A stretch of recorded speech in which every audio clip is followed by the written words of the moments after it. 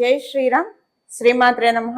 శ్రీ గురుభ్యో నమః. 2026 సంవత్సరం సెప్టెంబర్ 2వ తారీఖు వరకు కూడా ఖగోళంలో ఒక విశేషాంశం గోచర రీత్యా చోటు చేసుకుంటుంది.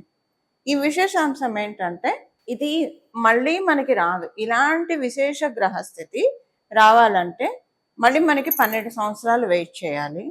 అసలు ఈ విశేషాంశం ఏంటి, దీనివల్ల ద్వాదశ రాశుల వాళ్ళకి, ద్వాదశ లగ్నాల వాళ్ళకి ఎలాంటి ఫలితాలు ఉండబోతున్నాయి, దీన్ని మనం బలోపేతం చేసుకోవడానికి, ఏదైనా ఒక విశేషాంశం ఉందంటే దాన్ని బలోపేతం చేసుకోవడానికి ఏ పరిహారాలు చేసుకోవాలి, అసలు ముందుగా ఈ విశేషాంశం దేన్ని సూచిస్తుంది, ఏ గ్రహాల వల్ల ఈ విశేషాంశాన్ని మనం చూడబోతున్నాం, ఇది మనం ఇప్పుడు మొదటగా చూద్దాం.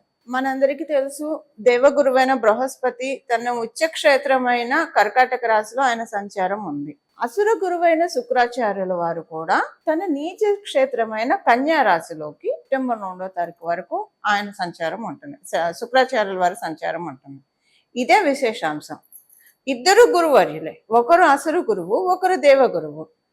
ఒకరేమో ఉచ్చ స్థానంలో ఉండడం, ఒకరు నీచ స్థానంలో ఉండడం.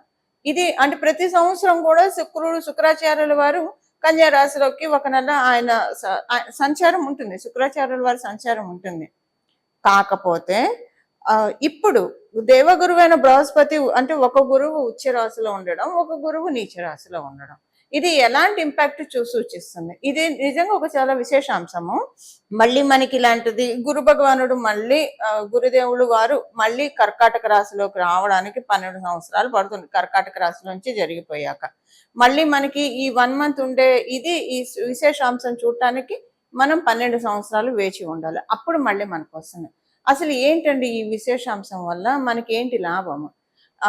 మనకి గురు భగవానుడు ఉచ్చ స్థానంలో ఉండడం వల్ల, అంటే శుక్రాచార్యుల వారు నీచ పొంది ఉన్నారు కదా, అది ఎలా ప్లస్ అవుతుంది? ఇద్దరు ఉచ్చ స్థానాల్లో ఉంటే అప్పుడు అది చాలా ప్లస్ అవుతుంది. మళ్ళీ ఆయన అలా వచ్చినప్పుడు మళ్ళీ మనం మాట్లాడుకుందాం.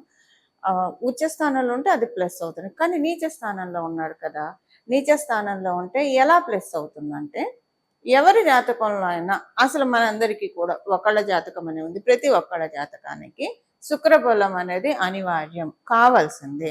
శుక్రబలం ఉండడం వల్ల మేజర్ ప్లస్ పాయింట్స్ ముందు మనం తెలుసుకుందాము. చాలా ఈజీ గోయింగ్ నేచర్ ఉంటుంది. ఇది కూడా ఇంత చిన్నదాన్ని చిలువలు పలవలు చేసి పెద్ద సీన్ క్రియేట్ చేసి పెద్ద డ్రామాలు క్రియేట్ చేయడం ఇలా ఉండదు. ఫర్గెట్ అబౌట్ ఇట్ అనుకుంటారు, వెళ్ళిపోతారు. ఏదైనా ఒక హర్టింగ్ జరిగినా, ఏదైనా ఒకటి వాళ్ళకి చీటింగ్ జరిగినా, ఏది జరిగినా కూడా సరే కాలగమనంలో ఇలాంటివి జరుగుతూ ఉంటాయి అంతే. ఇక్కడ గురుబలం కూడా కలిసి ఉంటే, గురు శుక్రుల బలం ఉంటే ఎలా ఉంటుందంటే, మేబీ వీడు కాకపోతే ఇంకొకళ్ళేమో, అంతే. ఇక్కడతో అయిపోయింది. ఇక్కడతో మనకున్న కర్మ పెండింగ్, పాపకర్మ క్షయం అయిపోయింది, అంతే. ఇంకా ముందు మనల్ని మనం రిఫైన్ చేసుకుందాం. ఇంకా ముందు మనల్ని మనము ఇలాంటి పాపకర్మల్లో ఇన్వాల్వ్ అవ్వకుండా పుణ్యకర్మల్లో మనం పెట్టుకుందాం, సత్కర్మల్లో మనం పెట్టుకుందాం. అసలు ఏదైనా కూడా ఈజీ గోయింగ్ నేచర్ని ఇస్తాడు. అసలు మామూలుగా కూడా శుక్రాచార్యుల వారు ఒకటి కాంపిటేటివ్ ఎగ్జామ్ రాశారు, సక్సెస్ రాలేదు.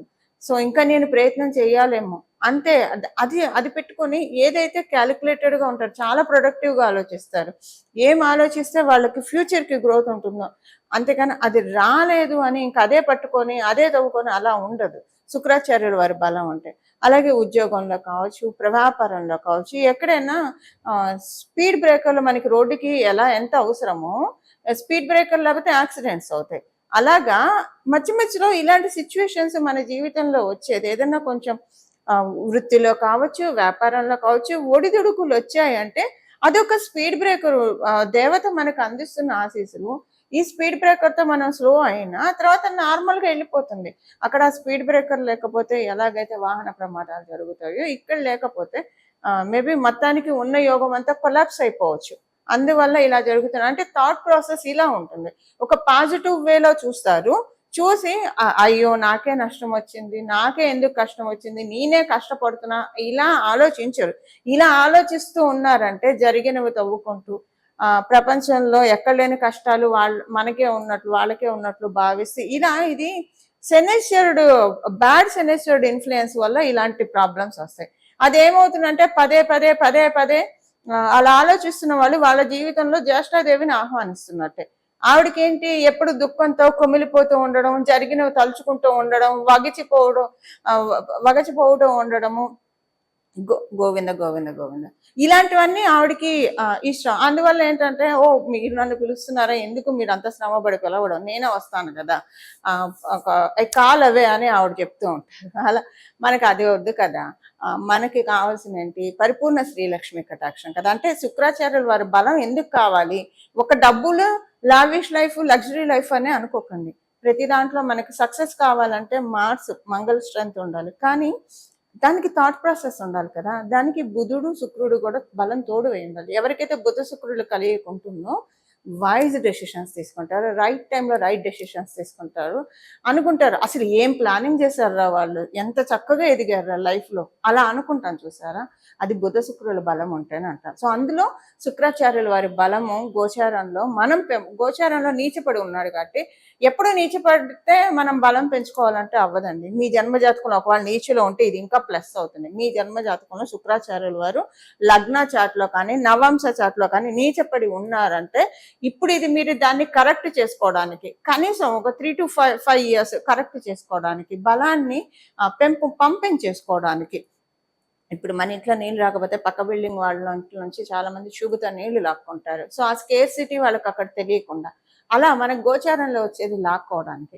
ఒకవేళ శుక్రాచార్యుల వారి బలం ఉంటే ఇంకా పెరుగుతుంది. ఏమండి, మనకి మంచి విషయాలు జరిగితే వద్దని మనం చెప్తామా, చేదా కాదు కదా. సో అలాగా మనకి ఉండడానికి వీటన్నిటికీ కూడా అంటే ఒక మంచి థాట్ ప్రాసెస్ ఇస్తాడు శుక్రాచార్యుల వారు, మంచి థాట్ ప్రాసెస్ ఇస్తాడు, బుద్ధి బలాన్ని ఇస్తాడు. అలా బుద్ధి బలాన్ని, ఆయన ఉన్నది కూడా కన్యా రాశిలో కదా, బుద్ధ భగవానుడు రాశి కాబట్టి ఇలా బుద్ధి బలాన్ని, ఇంకా అందరికీ తెలిసిందే మంచి బట్టలు కట్టుకోవాలి, మంచి ఆర్నమెంట్స్ ధరించాలి, చక్కటి ఫుడ్ తినాలి, మంచి ఇంట్లో ఉండాలి. ఇవన్నీ బేసిక్ నీడ్స్ ప్రతి ఒక్కళ్ళకి ఉంటాయి. సో ఇందులో ఆర్నమెంట్స్ పోని పక్కన పెట్టేస్తే మంచి బట్టలు, మంచి తిండి, అలా మంచి ఇంట్లో ఉండడం, ఇదైతే బేసిక్ నీడ్స్ కదండి. తిండి, గూడు, బట్ట అని మనం చెప్తూ ఉంటాం కదా. వీటిని మించి మనకి రావడానికి ఇప్పుడు గురు భగవానుడు ఉచ్చ రాశిలో ఉన్నాడు కాబట్టి, నీచ రాశిలో ఉన్న శుక్ర భగవానుడి బలం మనం అందరం పెంపొందించుకోవచ్చు. అంటే మనమందరం కూడా శుక్ర భగవానుడు నీచ రాశిలో ఉన్న మన జన్మ జాతకాల్లో ఉన్న శుక్రుడిని ఒకడు బలంగా ఉంటే ఇంకా బలోపేతం చేసుకోవడం. అండ్ మ్యారేజ్ రిలేషన్స్ లో కూడా జీవిత భాగస్వామిని సూచిస్తాడు శుక్రాచార్యుల వారు. సో ప్రతి విషయంలో కూడా, వివాహం కాని వాళ్ళకి వివాహం అవ్వాలంటే శుక్రబలం కూడా ఉండాలి, గురుబలం ఉండాలి, శుక్రబలం మేజర్గా ఉండాలి. ఇలాంటి వాటికి అన్నిటికీ కూడా శుక్రబలం మనకు కావాలి. ఇలా మనం శుక్రబలాన్ని తెచ్చుకోవడానికి this is the right time. అసలు ద్వాదశ రాశుల వాళ్ళకి, ద్వాదశ లగ్నాల వాళ్ళకి ఏ పాయింట్స్ లో ఈ గురు శుక్రుల ఉచ్చ నీచాలు ఇంపాక్ట్ చూపిస్తున్నాయి. పరిహారము అందరికీ ఒకటే పరిహారం ఉంటుంది, అది చేసుకుంటే మనకి స్ట్రెంగ్త్ బాగా పెరుగుతుంది. పరిహారం చివరిలో మనం తెలుసుకుందాం. అసలు ముందుగా ఏ రాశుల వాళ్ళకి ఏమేం చేయాలన్నది ఇప్పుడు మనం చూద్దాం.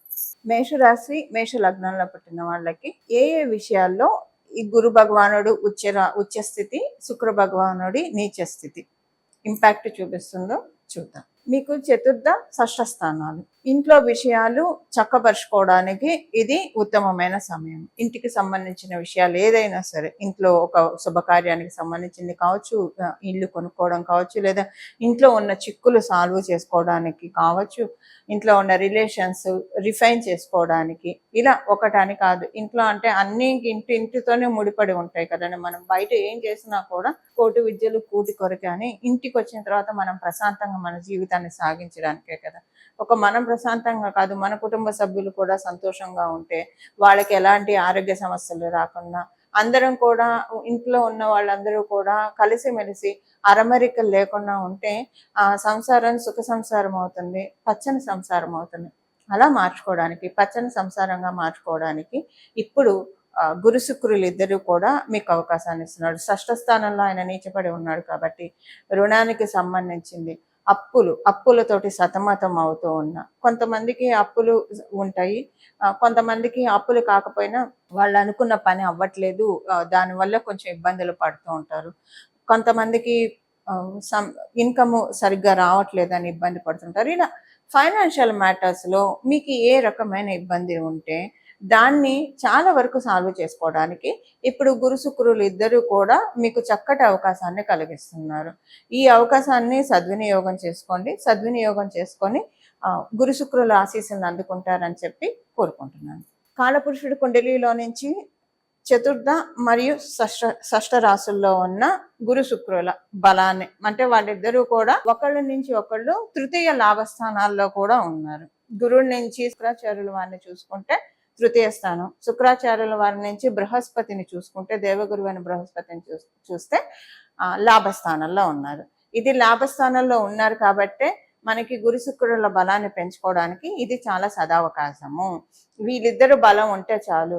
అంటే ఒక అజ్ఞాన అంధకారాన్ని తొలగించేది జీవితంలో ఎవరైనా ఉన్నారంటే అది కేవలంగా గురువు మాత్రమే. అజ్ఞానం వల్లే తప్పులు చేస్తూ ఉంటాం. ఒక్కోసారి మొండి పట్టుదలతో కొంతమందిని మనం చూస్తూ ఉంటాము.